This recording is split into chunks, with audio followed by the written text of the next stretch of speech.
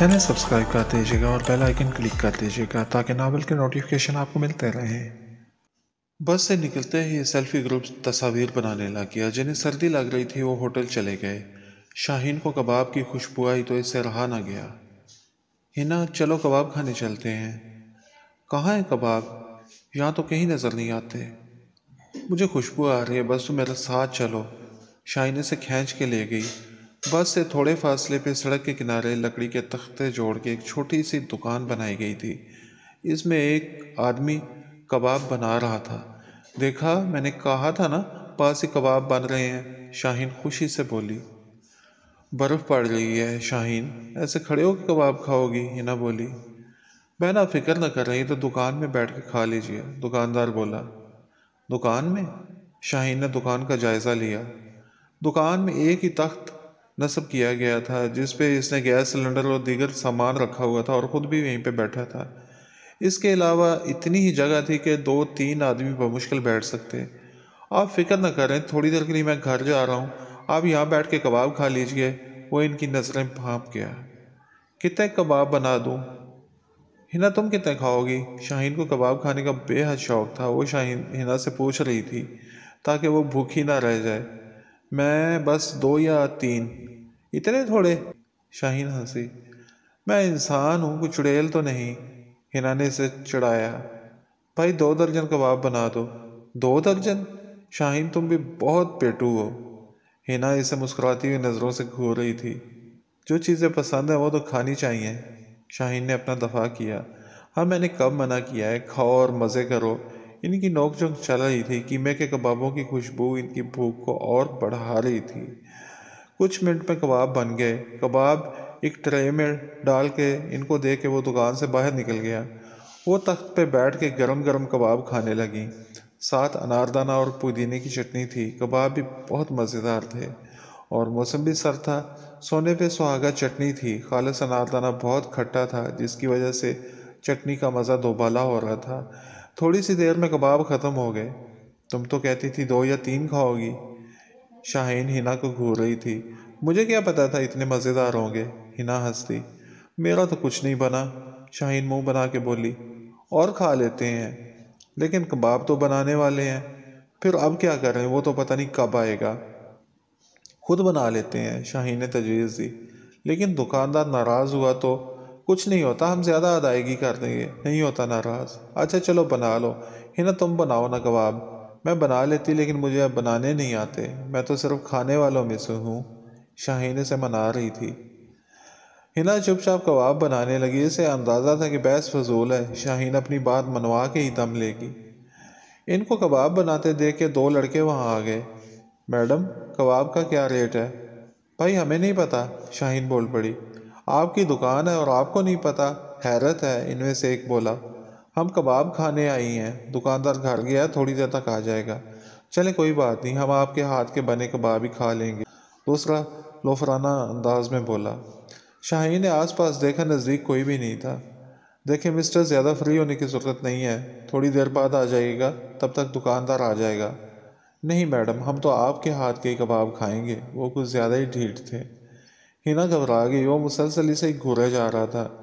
शाहीन, कोई मसला है? काशिफ की आवाज़ सुन के इसकी जान में जान आई। नहीं, बस हम कबाब खाने आए थे, दुकानदार का इंतज़ार कर रहे हैं, वो आ जाए तो हम आ जाएंगी। काशिफ को देख के दोनों लड़के खिसक गए। हिना कबाब बना रही थी। काशिफ ने एक नज़रे से देखा और सर नीचे झुका लिया। काशिफ, आ जाओ कबाब खा लो, बहुत मज़े के हैं। वो वापस जाने के लिए पलटा ही था कि शाहीन ने आवाज़ दे ली। नहीं, रहने दो, तुम लोग खाओ। नहीं, मुझे नहीं पता, जल्दी से आ जाओ, कबाब तो खाने पड़ेंगे, कहीं वो लड़के दोबारा ना आ जाएं। काशिफ दुकान के अंदर आ गया और इनके साथ तख्त पे बैठ गया। हिना कबाब बना रही थी। वो भी काशिफ को देखने से इज्तनाब कर रही थी। क्या फ़र्क पड़ता है, देखो या ना देखो। महबूब पास बैठा हो तो दिल की हालत बदल जाती है, सब अच्छा लगने लगता है। बात बेबात लब मुस्कुरा उठते हैं, दिल हवाओं में उड़ने लगता है, ख्यालात कहीं का कहीं ले जाते हैं। वो दोनों ही ख्यालों में गुम थे और शाहीन काशिफ को ही देखे जा रही थी। काशिफ मेरा हो जाएगा बस, अब कोई मुश्किल नहीं। हिना पहले ही काशिफ से दूर जा चुकी है। जब इसे पता चलेगा जिस बंगले में इसे रखा गया है काशिफ के पापा का है اور اس کے اغوا کے پیچھے مسٹر چودھری ہیں تو وہ ان سب سے شدید نفرت کرنے لگے گی۔ اس کے ہونٹوں پہ مسکراہٹ آ گئی۔ تینوں ہی خوش تھے لیکن سوچ سب کی الگ الگ تھی۔ وہ بیڈ پہ گزرے وقت کو سوچ رہا تھا۔ ہنا اس کے سامنے بیٹھی کباب بنا رہی تھی اور وہ اس کے ہاتھ کے بنے کباب کھا رہا تھا۔ ایک ہی بار اسے دیکھ کر اس کا عکس قید کر لیا تھا اور وہی تصویر دیکھے جا رہا تھا۔ فاصلوں کو مٹانا اس کے بس میں نہیں تھا۔ جانتا تھا کہ ہنا اپنی جگہ ٹھیک ہے، یہ فاصلے کیسے کم ہوں گے، کوئی راستہ کیسے نکلے گا۔ وہ سوچ سوچ کے تھک چکا تھا۔ سنو گرل، اچانک اس کے ذہن میں خیال آیا۔ وہ فوراً اٹھ بیٹھا۔ 10 بج رہے تھے۔ جیکٹ پہن کے وہ باہر نکل آیا۔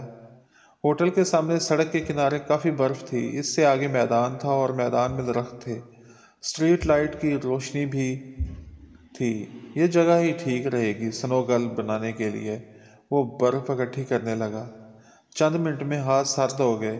اگر گلوز ہوتے تو آسانی سے بنا لیتا، اس نے سوچا۔ سنو گرل کو سرخ کوٹ ضرور پہنانا۔ اب اتنی رات کو کوٹ کہاں سے ملے گا؟ وہ واپس ہوٹل لوٹ آیا۔ خیال آیا کہ شاید کوئی ویٹر مدد کر سکے یا اسٹاف سے پوچھتا ہوں۔ اس کا اندازہ ٹھیک ثابت ہوا۔ اسٹاف روم میں ویٹر گپیں لڑا رہے تھے۔ اسے دیکھتے ہی الرٹ ہو گیا۔ جی سر، خیریت ہے؟ ہاں سب ٹھیک ہے، ایک کام تھا، مجھے سرخ لیڈیز کوٹ اور ایک کیب چاہیے تھی۔ سر صبح مل جائے گی، یہاں پاس ہی دکان ہے، لیکن مجھے اس وقت چاہیے۔ اس وقت نہیں مل سکتا، کاشف مسکرایا۔ اس وقت تو نہیں، یہاں دکانیں سارے شام ہی بند ہو جاتی ہیں، اب تو سارا علاقہ ویران ہوگا۔ دونوں ایک دوسرے کی طرف دیکھ کے بولے۔ کوئی صورت نکل نہیں سکتی؟ میں کوٹ کی دگنی تگنی قیمت دے دوں گا، اور جو لے کے آئے گا اسے انعام بھی ملے گا۔ اس نے جیب سے 5000 کا نوٹ نکال کے لہرایا۔ ویٹر کی آنکھیں چمک اٹھیں۔ سر آپ اتنا اصرار کر رہے ہیں تو کوشش کر کے دیکھ لیتے ہیں۔ وہ دونوں اٹھ کھڑے ہوئے۔ کتنے پیسے دوں؟ سر کوٹ 2-3 ہزار کا مل جاتا ہے۔ سائز کون سا چاہیے؟ کسی بھی سائز کا لے آنا۔ کاشف نے ان کو 10,000 دیے۔ وہ پیسے لے کے خوشی خوشی باہر چلے گئے۔ کاشف وہیں بیٹھ کے انتظار کرنے لگا۔ دیوار کے ساتھ ٹیک لگائے اسے نیند آ گئی۔ سر اٹھیں۔ ویٹر کی آواز سن کے اس کی آنکھیں کھل گئیں۔ اس نے ہاتھ میں سرخ کوٹ اور کیپ تھامی ہوئی تھی۔ بڑی مشکل سے ملا ہے، دکاندار کو گھر سے جگا کے دکان کھلوا کے لائے ہیں۔ شکریہ تم لوگوں کا، بہت بہت شکریہ، یہ لو تمہارا انعام۔ کاشف نے 5000 کے 2 نوٹ مزید ان کو تھما دیے۔ وہ دونوں بہت خوش ہو گئے۔ میں نے ذرا ہوٹل سے باہر جانا ہے، اندر کا دروازہ بند نہ کرنا، میں ہوٹل کے سامنے ہی ہوں، خود ہی آگے بند کر دوں گا۔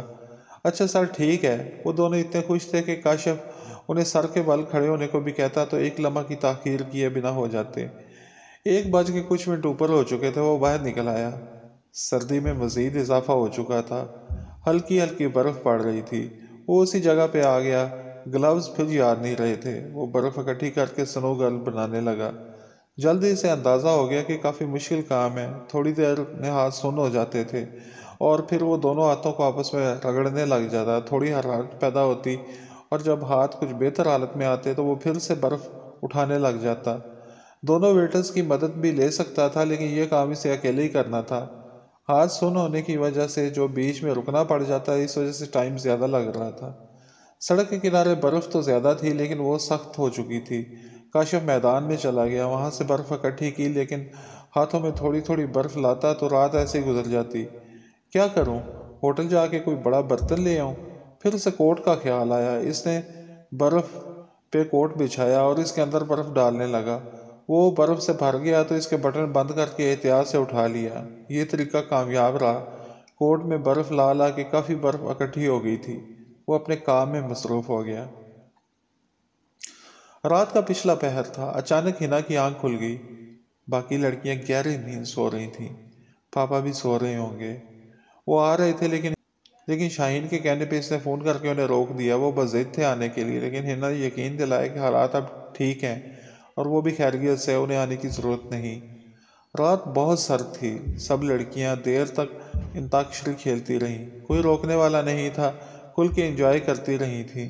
تب آتش دان میں آگ جل رہی تھی۔ کمرے کا ماحول خوشگوار تھا۔ وہ بستر پہ لیٹی گانے سنتی سنتی سو گئی۔ اب کمرہ سرد تھا، اس کی نظر آتش دان پہ پڑی، آگ بجھ چکی تھی۔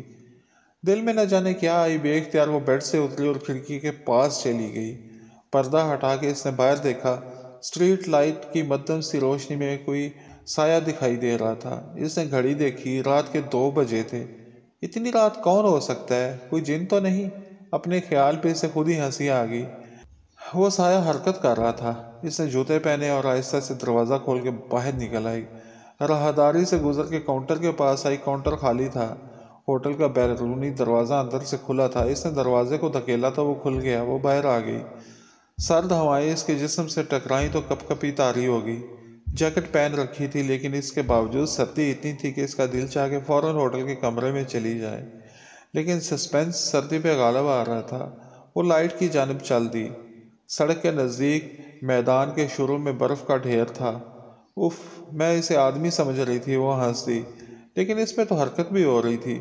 برف کے اس ڈھیر سے تھوڑی دور اسے کوئی سایہ حرکت کرتا محسوس ہوا۔